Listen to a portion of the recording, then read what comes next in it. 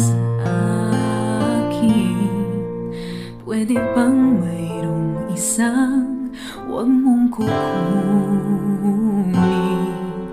dahil siya